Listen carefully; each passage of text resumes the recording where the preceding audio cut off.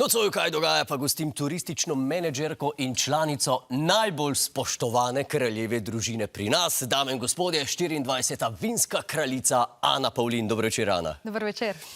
Kakšne kvalitete potrebuješ, da postaneš vinska kraljica? Pomorski sejem tale naziv tako opisuje, ki je nosilec projekta Vinska kraljica Slovenije.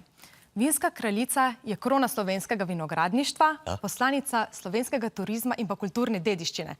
V Sloveniji in po svetu predstavlja vse tri vinorodne dežele. Ampak kar je tukaj bi res izpostavila še posebej, je zagotovo to, da mora imeti ta čut, to ljubezen do vinogradništva, do vinske trte in pa seveda mora imeti to spoštovanje do vina. Se pravi, mora to čutiti.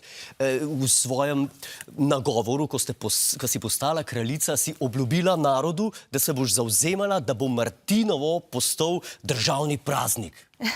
Tako je. Zakaj si to želim? Zaradi tega, ker ima Slovenija toliko enih vinskih rekordov. Smo edina država na svetu, ki v naši himni opevamo o prijateljstvu in vinu. To nam zavidajo še Francozi, ki vemo, kakšna vinska učilnica sveta so. Potem na število vinskih hramov smo zagotovo svetovni rekorderji. Imamo po številu malih vinogradnikov, smo zagotovo tudi svetovni rekorderji v svetu. In to nas dela nekaj tako unikatnega. Nikjer na svetu ne najdeš ti vinogradnika, ki bi z 200-300 trti prideloval svoje vino in to dobro vino. In smo tudi edina država, ki ima svoj kulturni praznik. Zakaj ne bi imeli še vinskega praznika v času martinovanja, ko bi en teden prej, en teden kasneje organizirali različne prireditve, sejme, festivale, kjer bi povezali slovenska vina z slovensko odlično kulinariko, torej bi delali vinsko-kulinarične dvojice in pa seveda bi promovirali kulturo pitja vina.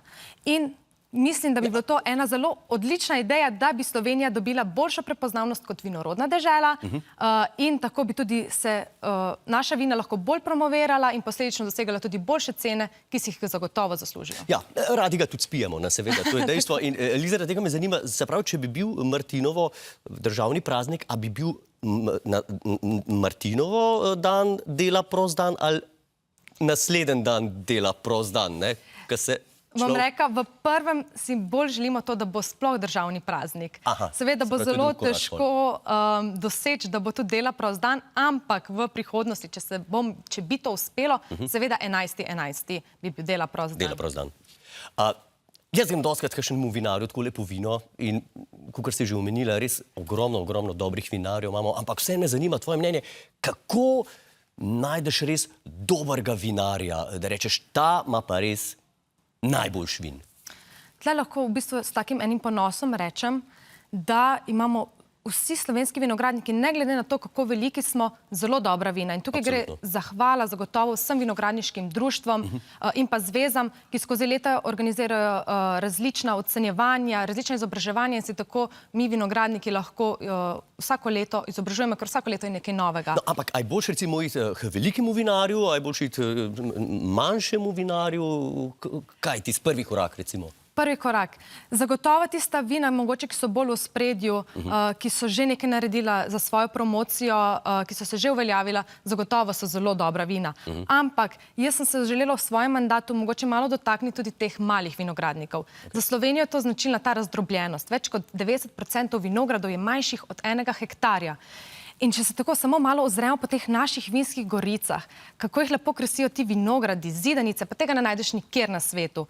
Nažalost imamo zadnja leta ta trend opuščanja vinogradov in tukaj se lahko potem vprašamo, kaj se bo zgodilo s to našo lepo kulturno krajino čez 10-20 let, če se bo ta trend nadaljeval. In tukaj je pomembno, da stopimo skupaj in da je vsak vinogradnik pomemben, ne glede na to, ali je velik ali majhen, da se zavzemamo zanj, da mu pokažemo, da nam je mar.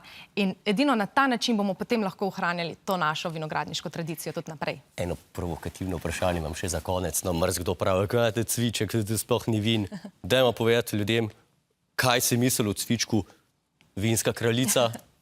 Cviček je vino in to odlično vino. Točno tako. In to dokazujejo zdaj le zadnja leta, prejemamo številne nagrade, med drugimi tudi smo se udeležili prestižnega tekmovanja v Londonu Decanter, kjer smo prejeli tudi zelo visoke ocene. Tako da veliko delamo v tej smeri, da se izboljšuje in lahko s ponosom rečem, da cviček je vino.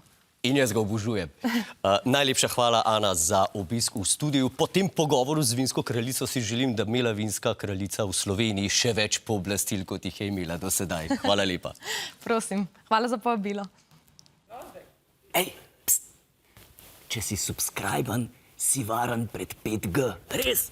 Sam računalnik moš pol s kisom polit, ja, ko pogledaš, pa vse kul, ni frke.